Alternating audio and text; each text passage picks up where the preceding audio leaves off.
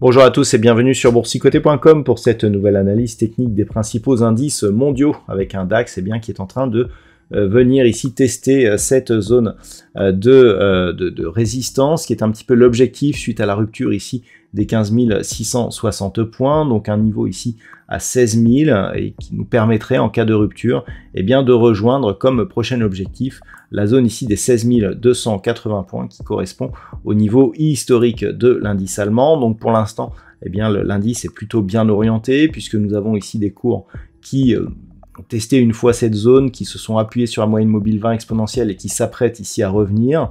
Au niveau des indicateurs, on vient d'avoir un retournement aussi au niveau des histogrammes du MACD, donc clairement on est plutôt bien orienté, même si justement la cassure de cette zone validerait cette orientation et donc nous permettrait de viser un retour sur les niveaux historiques donc du DAX. Le niveau d'invalidation de cette anticipation plutôt haussière se situe sous cette zone ici en cas de cassure de la zone des 15 660 points sur l'indice allemand. Au niveau de l'Eurostoxx 50, nous avions ici une phase de consolidation qui est venue invalider ici le fait que cette zone des 4320 points agisse comme niveau de support. Au contraire, on est même en train de prendre un biais baissier ici puisque la rupture de la moyenne mobile 20 exponentielle aboutit à un contact ici sur la bande de Bollinger inférieure, sachant que pour l'instant la moyenne mobile semble vouloir agir comme zone de résistance. Donc c'est ce qu'il va falloir observer la semaine prochaine, en observant ce qui va se passer notamment autour de la zone des 4320 points. Et si on parvient à repasser ici au-delà de cette moyenne mobile qui se situe sur des niveaux proches des 4340 points, on pourrait ici revenir au contact de cette zone des 4415 points.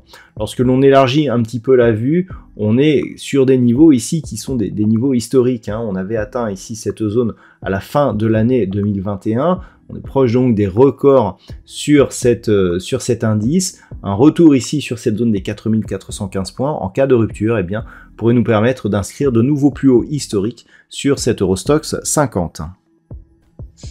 Au niveau du S&P 500, c'est relativement neutre, on se bat toujours ici autour de cette zone des 4100 points.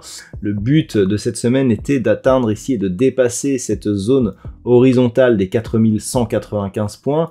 Il faut bien se souvenir que nous sommes dans une configuration ici qui a du mal à se retourner. On a eu une belle tendance baissière ici qui est venue tester une zone majeure ici proche des 3550 points, et donc la cassure de cette zone aurait pu nous permettre de valider un retournement de tendance. Sauf que cette cassure, elle n'intervient pas, et que pour l'instant, on reste bloqué ici sous cette zone horizontale. Donc c'est ce qu'il va falloir encore une fois observer la semaine prochaine.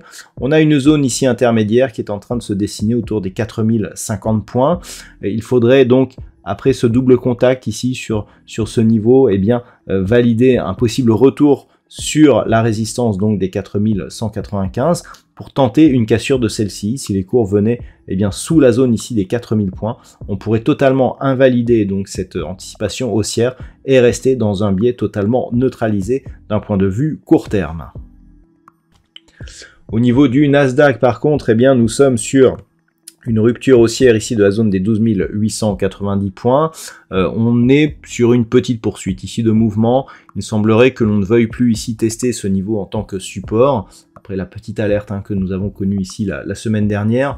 Donc globalement, la dynamique reste haussière. On a réussi à marquer de nouveaux plus hauts cette semaine, mais la tendance reste toujours faible, malgré la rupture ici qui nous donne un très bon signal technique donc sur cette zone, je dirais des 12 890 points.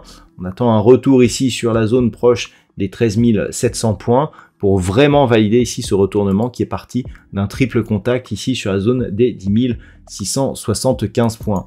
Donc d'un point de vue moyen terme, c'est plutôt en bonne voie. D'un point de vue court terme, c'est relativement faible en termes de dynamique. On le voit ici notamment avec ces contacts donc sous la moyenne mobile 20 exponentielle, mais une rupture ici de ce niveau intermédiaire des 13 200 points nous permettrait de valider une reprise haussière, voire même une potentielle accélération.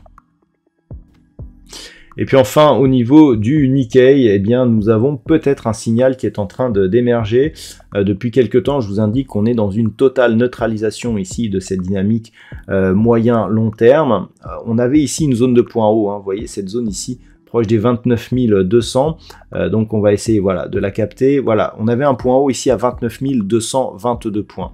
Lorsque l'on regarde un petit peu la bougie que nous avons actuellement, nous avons un plus haut à 29 278 points.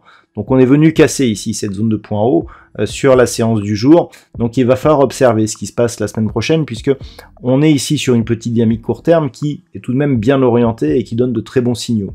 Donc il va falloir justement observer ce qui se passe pour que, on va passer ici en vue hebdomadaire, on puisse éventuellement détecter une reprise de dynamique. Vous voyez que la tendance, elle est neutre d'un point de vue moyen terme, depuis que l'on a cassé ici cette zone donc proche des 29 300 et que l'on oscille grossièrement entre cette zone et un support ici des 27 700 points.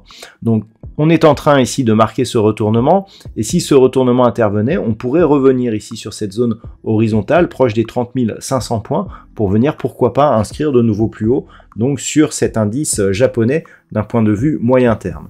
Donc pour l'instant, on est sur cette phase de retournement. Je dirais le nombre de points, vu l'amplitude et la valeur de l'indice, n'est pas suffisant pour conclure justement à une éventuelle cassure. Mais ce que l'on peut remarquer, c'est que l'on a de nombreux signaux de force, comme par exemple ce gap ici qui s'est ouvert lors de la dernière séance et qui pourrait justement anticiper une possible reprise du mouvement haussier si celui-ci était dans la continuité.